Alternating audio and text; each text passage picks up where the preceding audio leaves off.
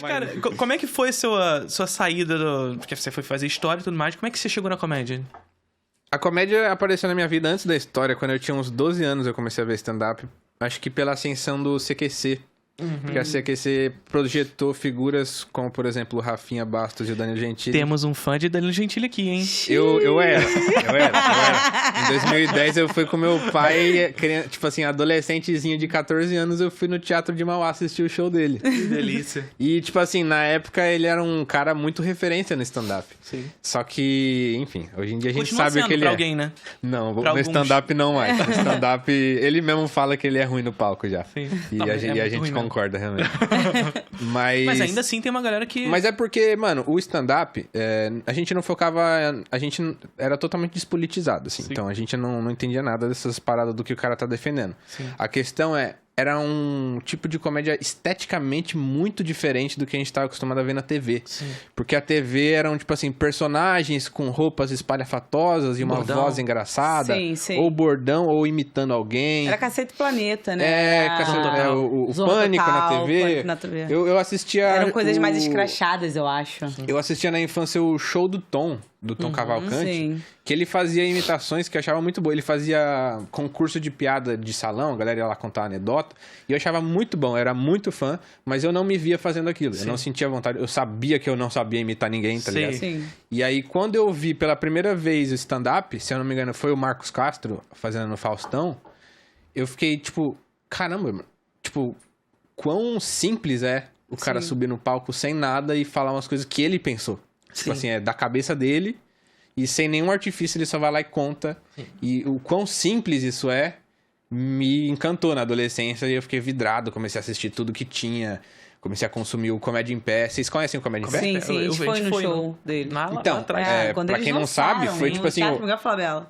o primeiro grupo de stand-up do Brasil. Sim. Acho que Foi. 2005. Não, eu lembro que quando eu fui ver, que a gente foi assistir, eu também achei assim, uma coisa super diferente. Pra mim era completamente fora do que eu conhecia como comédia. Sim. Completamente fora. Eu não sei se na época ele era parte, mas no que a gente foi, o Porchat, ele sim. foi convidado. Sim. Ou era convidado ou ele era... Então, eles gravaram um DVD, que era o elenco, era o Cláudio Torres Gonzaga, o Paulo Carvalho, o Fernando Caruso, bom pra caralho, Fernando Caruso, acho que era o meu favorito. Sim. Mas o melhor era o Porchat, que Sim. fechava o show, e realmente o Porchat destruía, assim. Sim. Mas eles estavam, tipo, criando um público pra uma parada que não existia Sim. daquela forma organizadinha, sistemática. Alguns Sim. falam, mas o Chico Anísio faz stand-up, mas ele não fazia de uma forma, tipo assim, como um movimento, tá ligado? Sim. Sim. Que gera um lugar, que gera uma geração, Sim. enfim, gera um movimento de stand-up. O movimento de stand-up brasileiro foi influenciado pela comédia do Jerry Seinfeld, que foi um sucesso tão grande mundialmente nos anos 90, que no final dos anos 90, começo dos anos 2000, alguns comediantes que tinham essa cultura norte-americana Sim. trouxeram pra cá. Comediantes como o Rafinha, o Diogo Portugal, o Bruno Mota, Marcelo Mansfield, enfim, essa galera.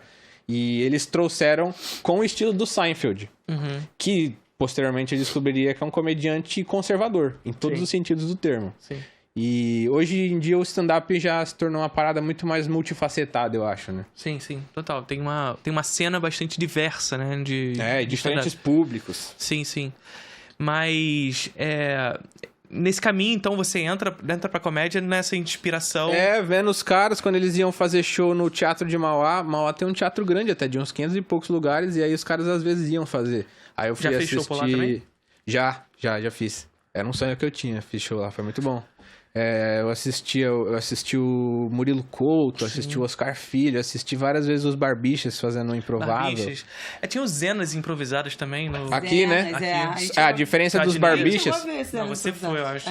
Então, eles vieram primeiro que os Barbichas, se eu não me engano, mas a diferença dos Barbichas é que os Barbichas criaram um canal de YouTube. Sim. E começaram a postar vídeos, e os vídeos que tinha dos Zenas era a gente filmando de celular da plateia. E eu assistia todos mesmo assim. Só que aí os vídeos do Improvável, inclusive eles pegaram carona no CQC também, porque aí o Rafinha, o Marcelo Tais e o Marco Luque participaram, e aí trouxe uma visibilidade da porra, tanto que eles lotam teatros no Brasil até hoje, né? Sim. Então, e eles têm um clube de comédia agora na Rua Augusta, o Clube Barbichas. Muito era foda. onde era o Comedians, né? Exatamente. Mas, assim... Ó, o William mandou aqui pra gente, falando sobre stand-up, perguntou se Chapado Crítico é stand-up. Já viu Chapado Crítico? Mano, não só já vi, como eu tive um podcast com meu amigo Gui Preto chamado Uberback, em que a gente assistia um filme chapado e a gente fazia uma crítica do filme chapado. Tá no Spotify, tá? Vocês podem procurar, Ele vai Uberback. fazer o react Vou do fazer um react aí. áudio. Vou fazer ele retezinho. Mano, depois, quando a gente tava fazendo esse projeto, a gente chamou o Santinelli na época. Ele não era conhecido e a gente gravou os 3 num estúdio. Uma puta estética da hora, uma mesa redonda, uma vinhetinha com a câmera 360. Mano, uma estética toda MTV, assim, que o Sim. próprio Santinelli editou. E a gente nunca mais fez depois. não deu resultado, a gente parou, tá ligado? Pô, Dava eu muito também queria que trabalho. desse resultado no primeiro, pô. Mas que a gente... ninguém, tipo assim, parava pra focar nesse projeto, Sim. tá ligado? Vai que esse era a Cada um revolução da comédia stand-up Não, brasileira. aí a gente perdeu a chance. Já era. Santinelli voou Já sozinho foi agora. sozinho, acabou. Ô, Sentinelli, tá vendo? É nada, ele ajuda bastante a gente, é nóis. Ó, vou ler aqui o superchat pra vocês. Professor, fiz um vídeo sobre isso. Tô querendo sair desse consumo entalado, que quando vocês estavam falando... Enlatado. Quando vocês estavam falando, né, desse consumo em massa, de cinema, etc. Do que vendem pra gente. Inclusive, quem quiser conferir é muito bem-vindo. Parabéns pelo programa. Boa. Boa. Ó, se você me segue e tá vendo, manda live pix pra eles Kleber querem me chamar de Demara. novo depois, viu? É isso aí, isso aí. Manda o live pix, superchat aqui, vambora. Então, assim, isso é uma parada que eu acho muito curiosa, porque, de fato, lá no início da comédia stand-up, tinha o Rafinha e tudo mais, tinha os Zenas improvisados e tudo mais, e eu sinto que lá no início ainda tinha uma divisão dessa comédia, uma divisão que eu digo assim, era forte o cenário Rio de Janeiro e São Paulo. Hoje, Rio de Janeiro tá começando a voltar a ter espaço e tudo mais. E quando eu digo grande, não significa que era maior do que hoje, não. Era incipiente ainda, mas de alguma maneira ambos eram alguma coisa, sabe? Só que eu estaturo em São Paulo, né? O que você acha disso, assim? Se concentrou bastante, mano. Sim. Mas eu não acho que era só Rio-São Paulo, não. Rio-São Paulo era os mais fortes. Mas, tipo, o primeiro comedy do Brasil foi em Curitiba. E lá sim. começou uma cena forte. Muitos comediantes que são grandes hoje começaram lá. Tipo, Sim. Afonso, o Emerson Ceará, a Bruna Louise, muita gente, Eu acho que o primeiro- o Diogo Almeida. Acho que o primeiro show gravado do Rafinha Bastos é Curitiba também, se não me engano. Não, acho que foi no Comedians. Talvez Foi no Comedians. É aquele... Como é que é o nome do... Arte do Insulto? a É Arte dele? do Insulto ele gravou no Comedians. Foi no Comedians? Ah, então... Mas Curitiba alguém deve ter gravado, com certeza. O Afonso já gravou lá. Afonso. Acho que, se eu não me engano, o Espalhando a Palavra. Sim. Mas em Recife surgiu o Murilo Gun. Não era uma cena forte, mas o Murilo Gun se tornou um cara muito influente que fez vários comediantes surgirem em Recife. Sim. E uma outra cena que surgiu também lá no início foi a de Minas Gerais. Com o Queijo Comédia e Cachaça. Tinha vários comediantes muito fodas. Surgiu um grupo lá que era o Desculpa Qualquer Coisa, que tinha o Thiago Carmona. Enfim, uns caras muito foda lá. Mas o Rio e São Paulo se tornaram os principais polos. O Rio... Acho que a cena do Rio começou antes da de São Paulo. A de São Paulo começou mais ou menos no mesmo tempo, um pouquinho depois. E aí a de São Paulo se tornou disparada, mais desenvolvida, com maior quantidade de lugares para fazer show, a ponto de comediantes do Brasil inteiro virem morar em São Paulo. Sim. A ponto de abrir vários lugares e depois da pandemia dar uma ressecada de uma forma que ainda não voltou, assim. Sim. Então a cena de São Paulo tem muita gente, mas ela tá meio em crise de quantidade de shows, de quantidade de lugares pra fazer, de shows que pagam os comediantes. Então tá mais difícil de ser um comediante hoje em dia, se você não for um cara muito famoso, Sim. estourado. E alguns lugares têm desenvolvido algumas cenas ainda muito incipientes, mas tem. Tipo, no Rio Grande do Sul já tem uma ceninha se desenhando. Em Santa Catarina já tem umas 3, 4 cidades que tem comedy club. E João Pessoa foi a última cena que começou a surgir comediantes e lugares de lá. Sempre que surge um comedy club, isso faz surgir novos comediantes Sim. em um lugar, sabe? Mas precisa muito de ter um comedy club em cada capital do Brasil ainda, sabe? Eu sinto que o grande problema é que, assim, por mais que surjam esses comedies, quando alguém começa a se destacar nesse lugar, ele vem pra São Paulo. Porque é uma quantidade de shows muito maior que dá pra Sim. você fazer. Tipo assim, em São Paulo tinha dia que eu fazia 3 shows no mesmo dia, assim. E eu sinto que, assim, no caso do Rio de Janeiro, por mais que tenha sido um dos primeiros, como você disse, até começando antes que São Paulo e tudo mais, acho que essa galera que começa a fazer no Rio de Janeiro era muito proveniente da televisão, né?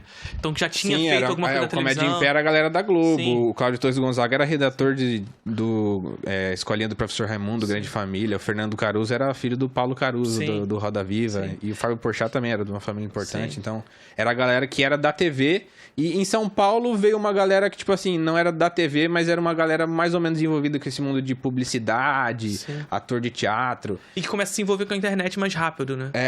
E eu acho que esse que foi o grande diferencial. Além de ser São Paulo, também essa noção de que se desvincular da mídia tradicional...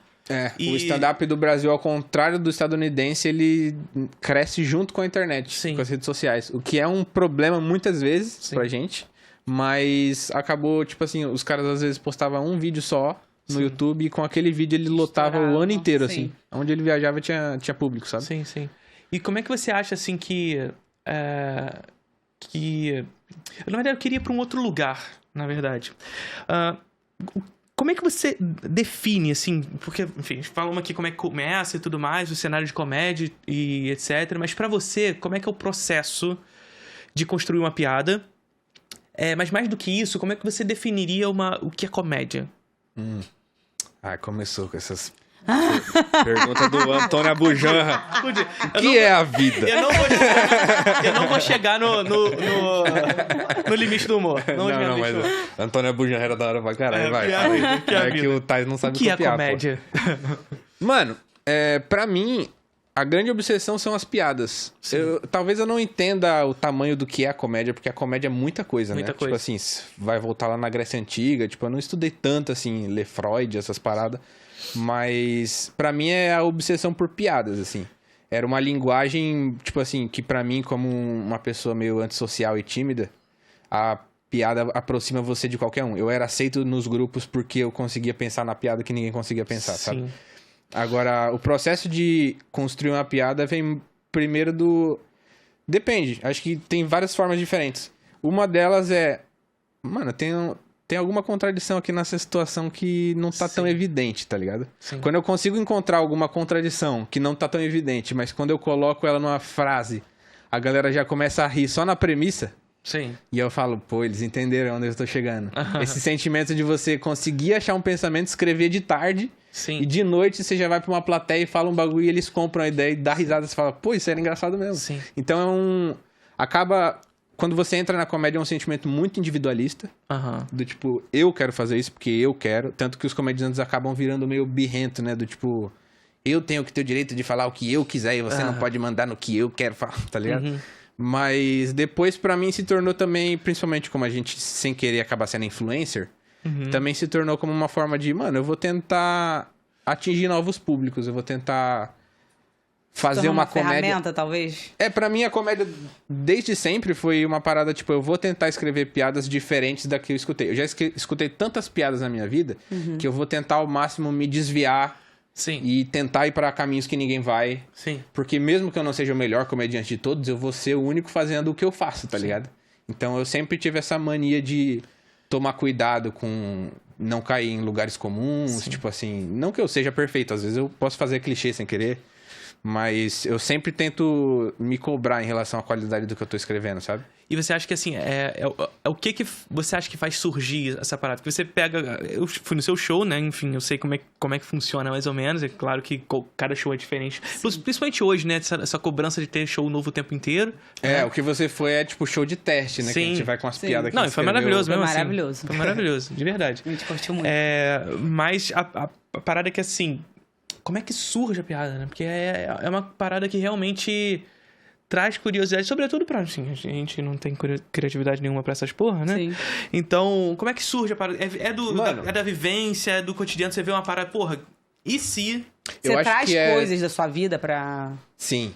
É uma autobiografia, praticamente.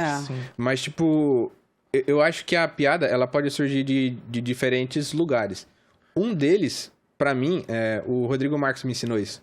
Às vezes, quando você fala uma frase e ela é engraçada, se você repete a mesma frase com outras palavras, o simples fato de você trocar uma palavra por outra que é menos comum, torna uma coisa mais engraçada.